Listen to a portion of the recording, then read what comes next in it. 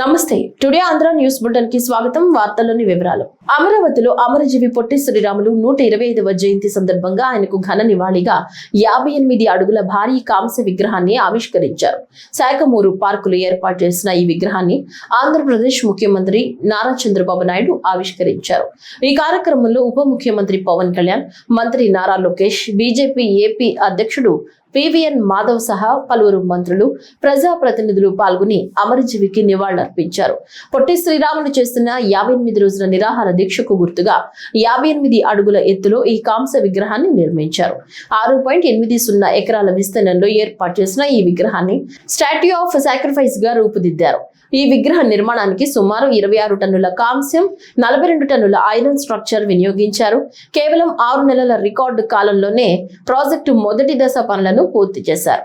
రెండో దశలో museum, auditorium మరియు స్కిల్ డెవలప్మెంట్ సెంటర్ల నిర్మాణం చేపట్టనున్నారు. గౌరవ ముఖ్యమంత్రి గారు ప్రత్యేకించి ఆ 58 అడుగుల విగ్రహాన్ని అమరావతి నడిబొడ్డున ప్రతిష్ఠించినందుకు ఒక్కసారి ఏరియల్ వ్యూ చూస్తూ ఉంటే చాలా ఆనందంగా, చాలా గర్వంగా అనిపించింది. మహానుభావుడు చేసిన త్యాగం ఈ రోజున మొట్టమొదటిసారి మనకంటూ ఒక రాజధాని ఒకటి వచ్చింది. అటు ఇటు దాని నడిబొడ్డున ఈ రోజున వారి 58 అడుగుల విగ్రహాన్ని స్థాపించడం మనస్ఫూర్తిగా ముందుకు తీసుకెళ్లినందుకు నారా చంద్రబాబు నాయుడు గారికి, ఆంధ్రప్రదేశ్ ప్రజలందరి తరపున వారికి నా ధన్యవాదాలు తెలుపుకుంటూ, వారి స్ఫూర్తిని మరింత ముందుకు తీసుకెళ్లిన నారా లోకేష్ గారికి మనస్ఫూర్తిగా నా కృతజ్ఞతలు తెలియజేసుకుంటూ సెలవు తీసుకున్నాను. జై ఆంధ్ర, జై హింద్. తెలుగు వారికి ప్రత్యేక రాష్ట్ర సాధన కోసం అమరజీవి పొట్టి శ్రీరాములు 58 రోజుల కఠోర ఆమరణ నిరాహార దీక్షతో పాటు పోరాడిన త్యాగం చరిత్రలో నిలిచిపోతుందని రాష్ట్ర జలవనరుల శాఖ మంత్రి డాక్టర్ నిమ్మల రామానాయుడు చెప్పారు.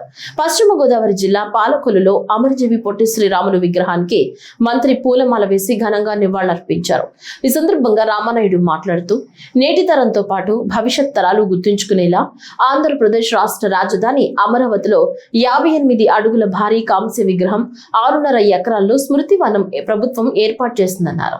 అమరజీవి పొట్టి శ్రీరాములు మనందరికీ కూడా ఒక ఆదర్శనీయం, ఒక స్ఫూర్తిదాయకం. ఎందుకంటే మనందరికీ తెలుసు, ఆ రోజు తెలుగువారు అంటే ఒక మదరాసీలు, ఒక అరవాళ్ళు అనుకున్నటువంటి రోజుల్లో మన తెలుగు పేరు, మన ఆంధ్రులు అనేటువంటి పదం కానీ, ఆ గౌరవాన్ని కానీ ప్రపంచవ్యాప్తంగా ఇచ్చినటువంటి వారిలో ప్రప్రథములు మన అమరజీవి పొట్టి శ్రీరాములు గారి విషయం మనందరికీ తెలుసు. భారతదేశంలో భాషా ప్రయుక్త రాష్ట్రాల కోసం మొదటిసారిగా 58 రోజులు తన ప్రాణాన్ని సైతం త్యాగం చేసి ఆ యొక్క ఆంధ్రప్రదేశ్ రాష్ట్రం కోసం, తెలుగు వారి కోసం మరి అటువంటి త్యాగశీలైనటువంటి ఆ పొట్టి శ్రీరాములు గారు ఆ 58 రోజుల అమర నిరాహార దీక్షను గుర్తుపెట్టుకుని భవిష్యత్తు యువతరాలకు కూడా తెలియని ఉద్దేశంతోనే ఈరోజు తెలుగుదేశం, జనసేన, బీజేపీ కూటమి ప్రభుత్వం కూడా ఆయనకి మరింత సముచితమైనటువంటి గౌరవం 125వ జయంతి సందర్భంగా మన ఆంధ్రప్రదేశ్ ప్రతిష్టాత్మకమైనటువంటి అమరావతి రాజధానిలో 6.5 ఎకరాలు అమరజీవి పొట్టి శ్రీరాములు గారి కోసం కేటాయించడమే కాకుండా ఈరోజు ఆయన 58 రోజుల దీక్షకు ప్రతీకగా 58 అడుగుల కాంస్య విగ్రహాన్ని ఈవేళ అమరజీవి పొట్టి శ్రీరాములు గారి విగ్రహాన్ని ఆవిష్కరించుకోవడం ఈవేళ మనకు, యువతకు ఎంతో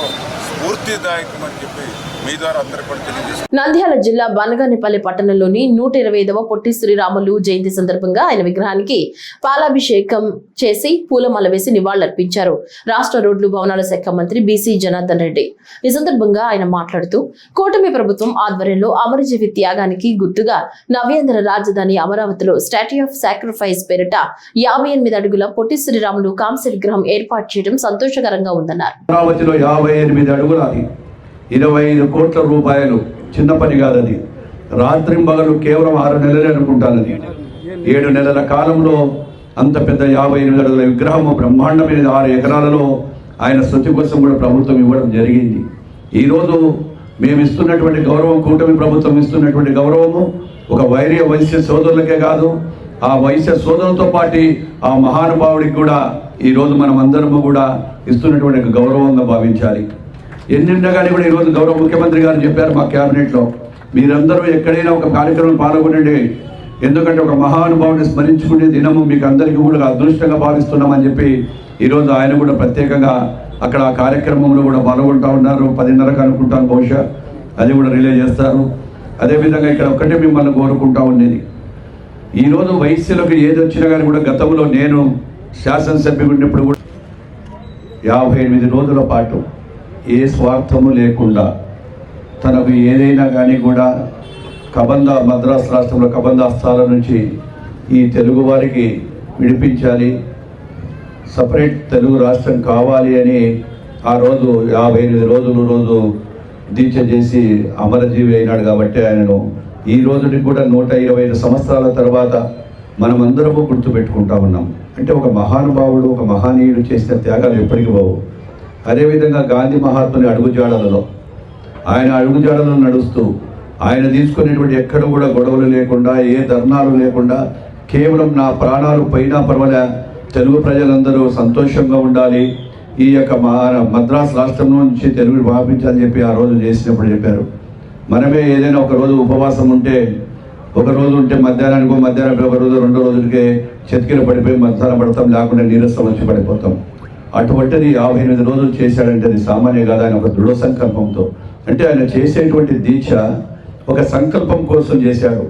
ఆ సంకల్ప బలమే ఆయన 58 రోజుల వరకు బతకడానికి ఆ సంకల్ప బలమే నడిపించిందని కూడా నా యొక్క ప్రగాఢ కాంక్ష. పల్నాడు జిల్లా గురజాల్లోని జిల్లా కేంద్ర సహకార బ్యాంకు శాఖలో భారీ అవినీతి వ్యవహారం వెలుగులోకి వచ్చింది. బ్యాంకు నిధుల దుర్వినియోగానికి సంబంధించి సుమారు 11,66,00,000 అవకతవకలు జరిగినట్లు విచారణలో తేలింది. ఈ వ్యవహారంలో నిబంధనలు పట్టించుకోకుండా రుణాలు మంజూరు చేయడం, రికవరీలు నిర్లక్ష్యం వహించడం, కొంతమంది రుణగ్రహీతలతో కుమ్మక్కై బ్యాంక్ నిధులను పక్కదారి పట్టించడం వంటి ఆరోపణలు బయటపడ్డాయి.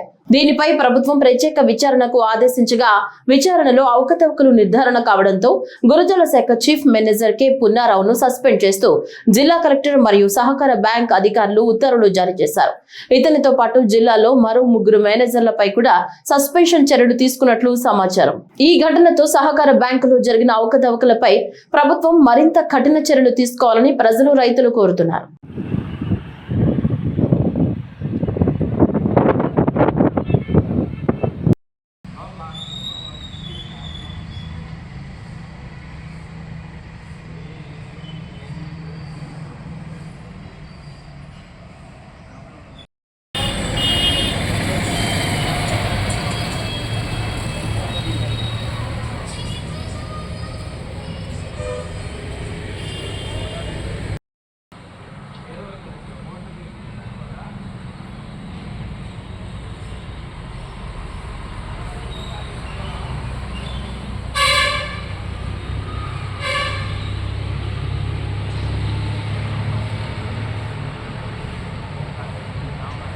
పశ్చిమ గోదావరి జిల్లాలో సోమవారం 10వ తరగతి పరీక్షలు ప్రశాంత వాతావరణంలో కట్టుదిట్టమైన ఏర్పాట్ల మధ్య ప్రారంభమయ్యాయి.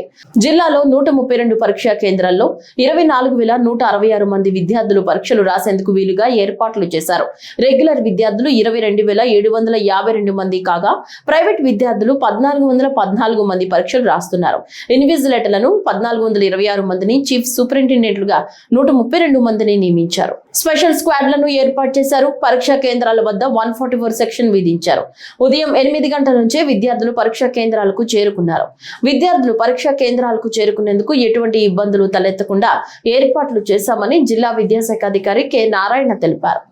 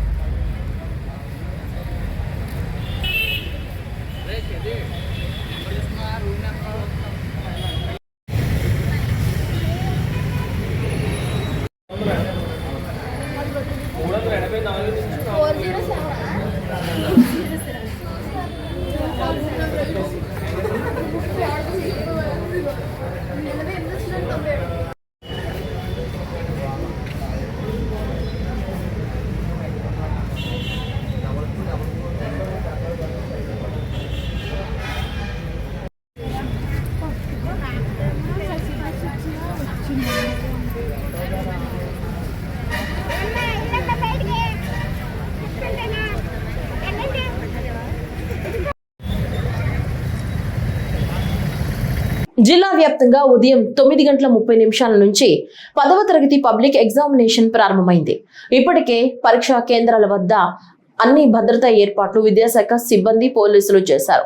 పరీక్షా కేంద్రాలకు విద్యార్థులు అరగంట ముందుగా చేరుకోవాలని విద్యాశాఖ ఆదేశాలు జారీ చేసింది. ప్రశాంతమైన వాతావరణంలో 10వ తరగతి పరీక్షలు రాయడానికి విద్యార్థులు పరీక్షా కేంద్రాలకు చేరుకున్నారు. హాల్ టికెట్ ను క్షుణ్ణంగా పరిశీలించి ఎగ్జామ్ సెంటర్ కు పోలీసులు మరియు పరీక్షా సిబ్బంది అనుమతిస్తున్నారు. కృష్ణా జిల్లా వ్యాప్తంగా 148 పరీక్షా కేంద్రాల్లో 22,032 మంది విద్యార్థులు పరీక్షలు రాస్తున్నారు. జిల్లా వ్యాప్తంగా 10 సెట్టింగ్ స్క్వాడ్లు 5 ఫ్లయింగ్ స్క్వాడ్లు పరీక్షా కేంద్రాలను తనిఖీ చేస్తున్నారని జిల్లా విద్యాశాఖ అధికారి యువి సుబ్బారావు తెలిపారు.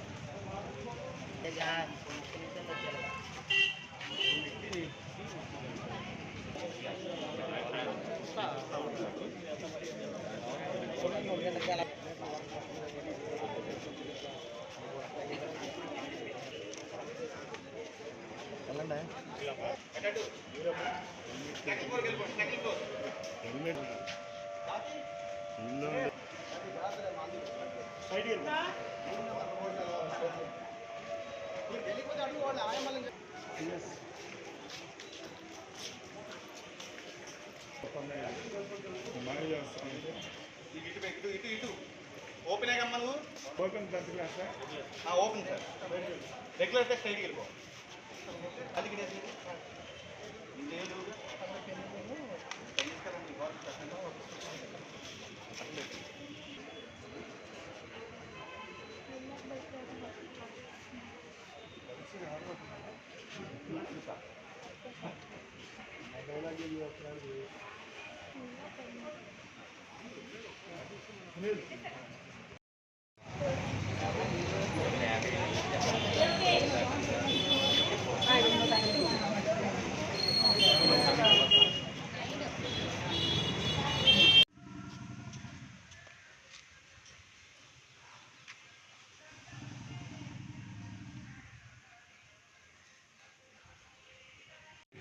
ఈరోజు మనకి కృష్ణా జిల్లా వ్యాప్తంగా 148 centres SSC examinations, 8 centres open school examination సెంటర్స్లో పరీక్ష స్టార్ట్ అయిందండి. ఎక్కడా ఎటువంటి చిన్న ఇన్సిడెంట్స్ లేకుండా మరి గౌరవ కమిషనర్ రామరాజు సార్ మార్గదర్శకత్వంలో, అలాగే మన గౌరవ జిల్లా కలెక్టర్ గారు బాలాజీ గారు ఐఏఎస్ వారి మార్గదర్శకత్వంలో మనం అన్ని కేంద్రాల్లో చక్కటి వసతులతో ఎటువంటి ఇబ్బందులు లేకుండా విద్యార్థులు ప్రశాంత వాతావరణంలో ఎగ్జామినేషన్స్ రాసుకుంటున్నారు.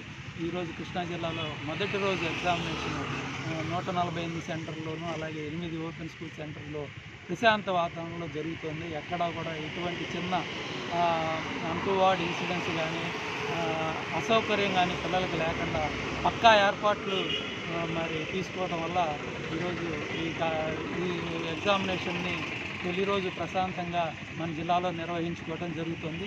దానిలో భాగంగా నేను నిర్మల హై స్కూల్ సెంటర్లో మరి ఎస్ఎస్సి ఎగ్జామినేషన్ సెంటర్ అలాగే ఓపెన్ స్కూల్ ఎగ్జామినేషన్ జరుగుతుంది.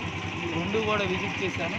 ఇక్కడ మరి విద్యార్థులు ఎస్ఎస్సి ఎగ్జామినేషన్కి 116 హాజరయ్యారు.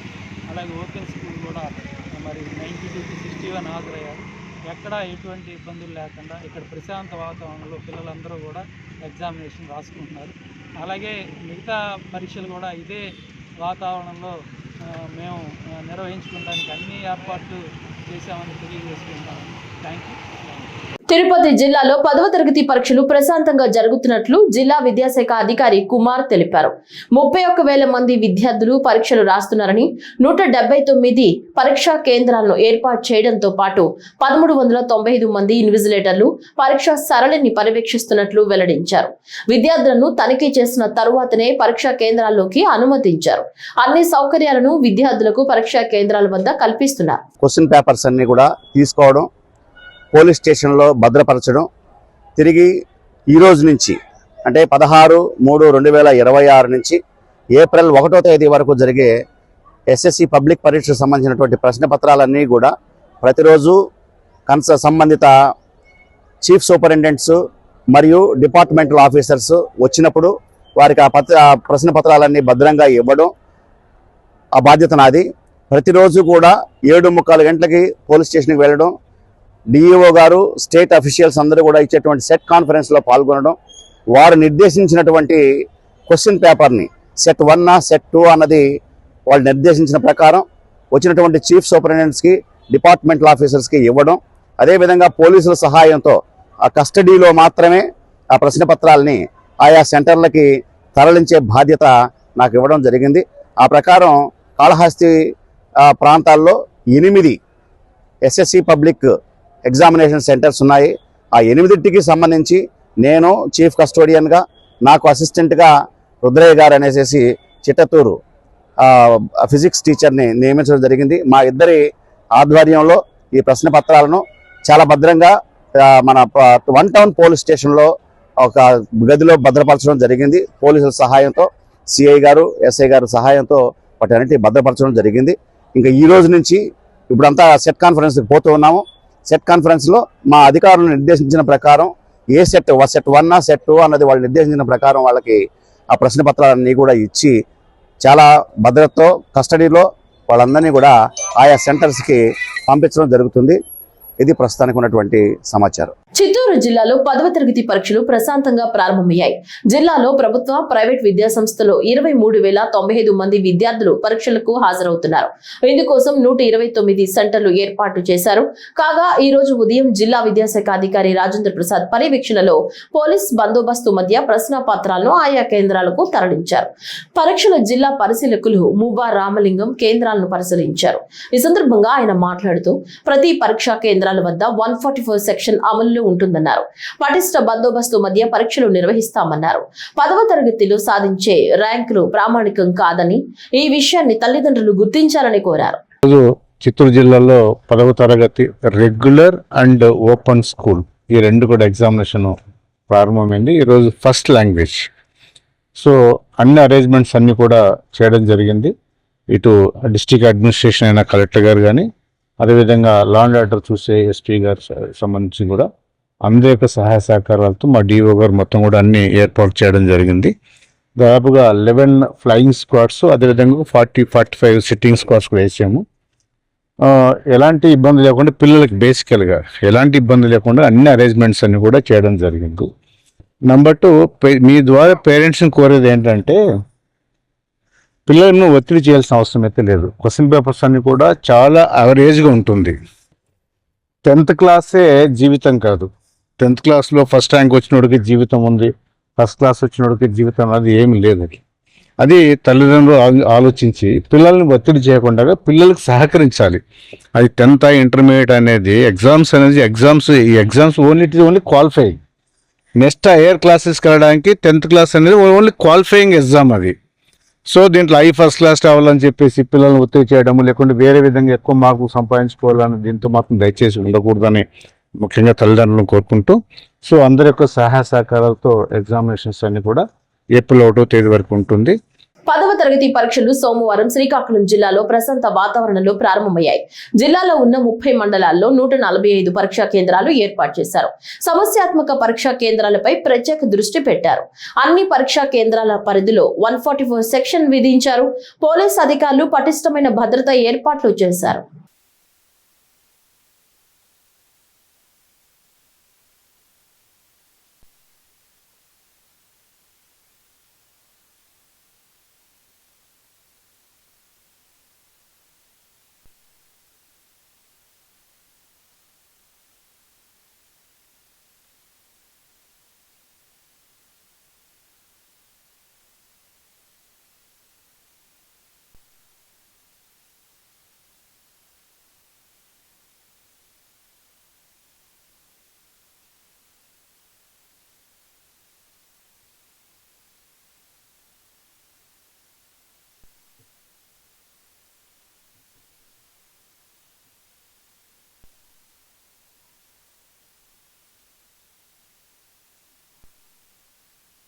నంద్యాల జిల్లా శ్రీశైలంలో ఉగాది మహోత్సవాలు వైభవంగా ప్రారంభమయ్యాయి.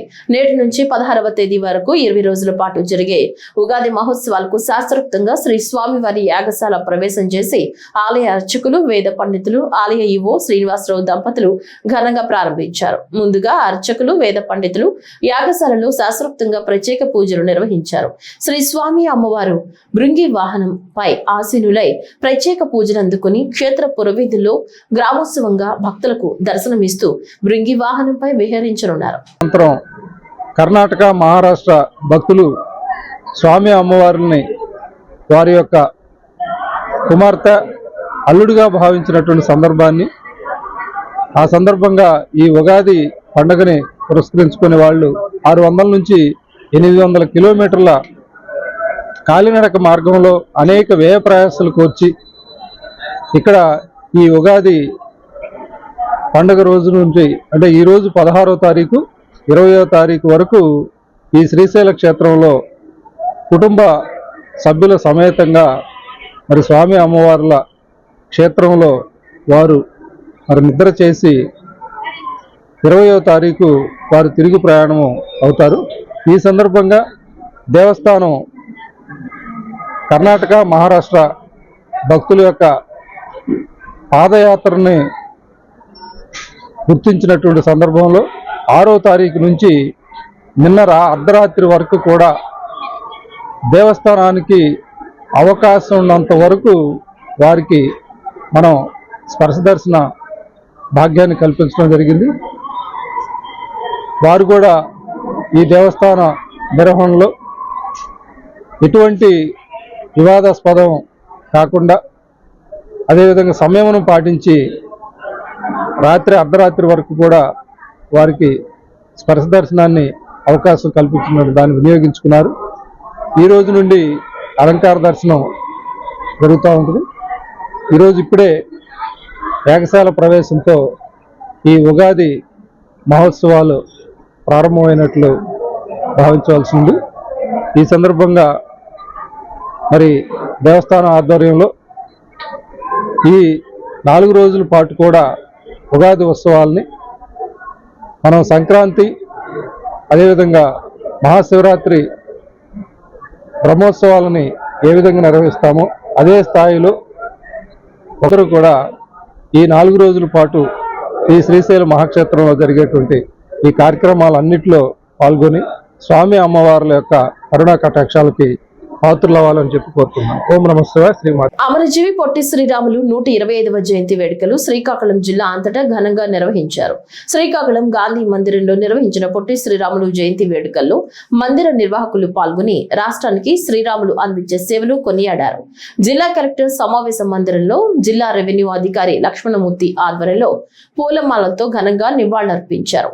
శ్రీకాకుళం నగరంలో పాత బస్టాండ్ సెంటర్లో పొట్టి శ్రీరాములు జంక్షన్ వద్ద వైసీపీ నేత మాజీ మంత్రి ధర్మాన ప్రసాదరావు సారథ్యంలో జయంతి వేడుకలు ఘనంగా జరిగాయి. ఆత్మగౌరవ నినాద శంఖారావాన్ని మొట్టమొదట ఈ భారతదేశంలో పూరించినటువంటి వ్యక్తి అమరజీవి పొట్టి శ్రీరాములు.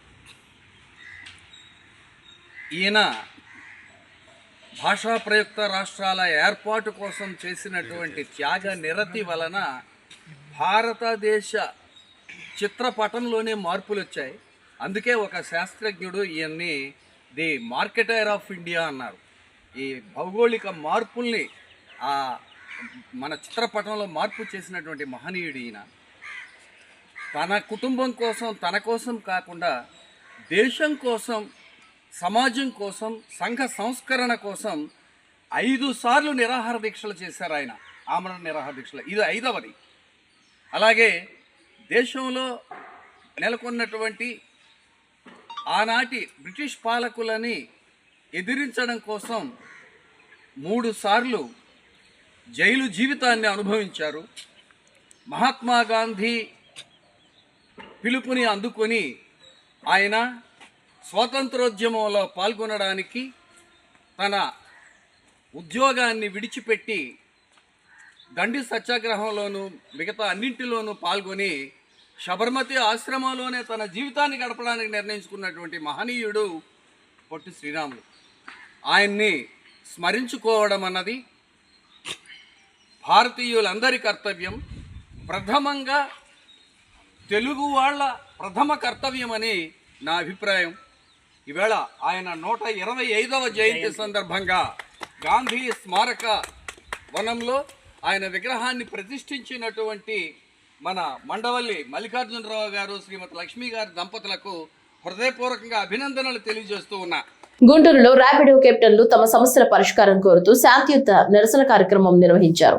పట్టణంలోని లాడ్జ్ సెంటర్ వద్ద ఉన్న అంబేద్కర్ విగ్రహం వద్ద ర్యాపిడో డ్రైవర్లు ఆందోళన చేపట్టారు.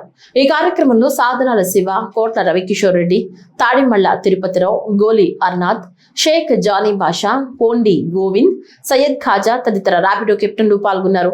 ఈ సందర్భంగా మాట్లాడుతూ ర్యాపిడో రేటు కార్డుపై కెప్టెన్ల హక్కులు, గౌరవం కాపాడాలని కోరారు. బైక్ ఆర్డర్లకు కనీసం 30 రూపాయలు ఇవ్వాలని, బైక్ లైట్ ఆర్డర్లను తొలగించాలని డిమాండ్ చేశారు. అలాగే బైక్ ఆర్డర్ పై పూర్తి అమౌంట్ చూపించాలని, 0 కమిషన్ ప్లాన్ ఆటో డ్రైవర్లకు 29 రూపాయలుగా ఉన్న విధంగా అందరికీ సమానంగా అమలు చేయాలని కోరారు. కెప్టెన్ గా పనిచేస్తున్నాను.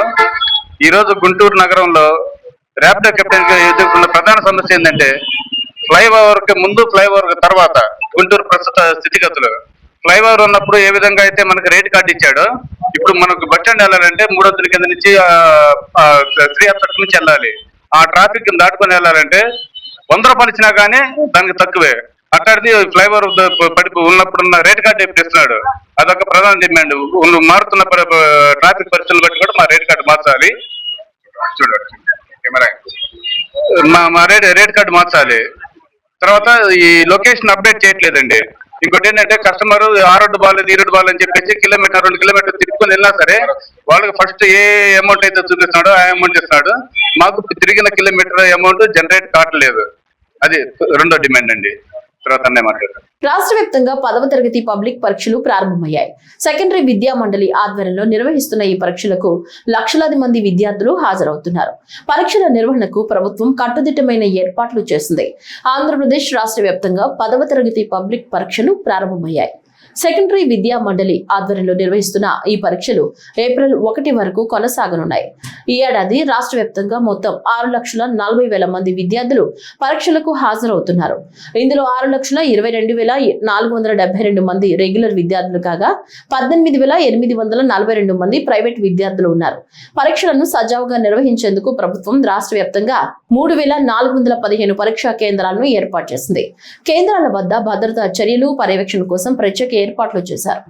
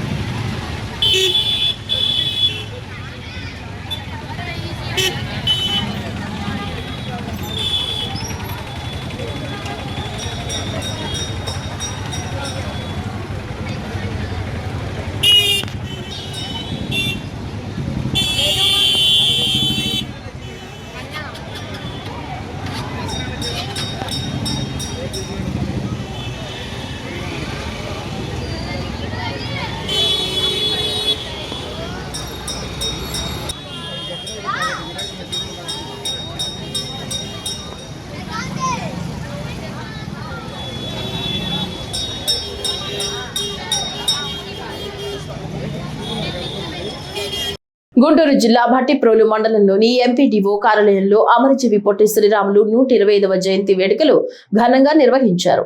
ఈ కార్యక్రమంలో వేమూరు శాసనసభ్యులు మాజీ మంత్రి నక్కా ఆనందబాబు పాల్గొని అమరజీవికి నివాళులర్పించారు. ఈ సందర్భంగా ఎమ్మెల్యే నక్కా ఆనందబాబు మాట్లాడుతూ తెలుగు ప్రజల భాషా గౌరవం మరియు ఆత్మ గౌరవం కోసం తన ప్రాణాలను అర్పించిన మహానుభావుడు పొట్టి శ్రీరాములు అని అన్నారు. ఆయన చేసిన 58 రోజుల నిరాహార దీక్ష తెలుగు జాతి చరిత్రలో చిరస్థాయిగా నిలిచే త్యాగమని పేర్కొన్నారు. పొట్టి శ్రీరాములు త్యాగం ఫలితంగానే ఆంధ్ర రాష్ట్రం ఏర్పడి తెలుగు ప్రజలకు ప్రత్యేక గుర్తింపు లభించిందని తెలిపారు. మహాత్మా గాంధీ ఆశయాలతో ప్రేరణ పొందిన ఆయన సత్యం, అహింస మార్గంలో నడుస్తూ సమాజ సేవకు తన జీవితాన్ని అంకితం చేశారని గుర్తు చేశారు. ఆవశ్యకత ఉంది.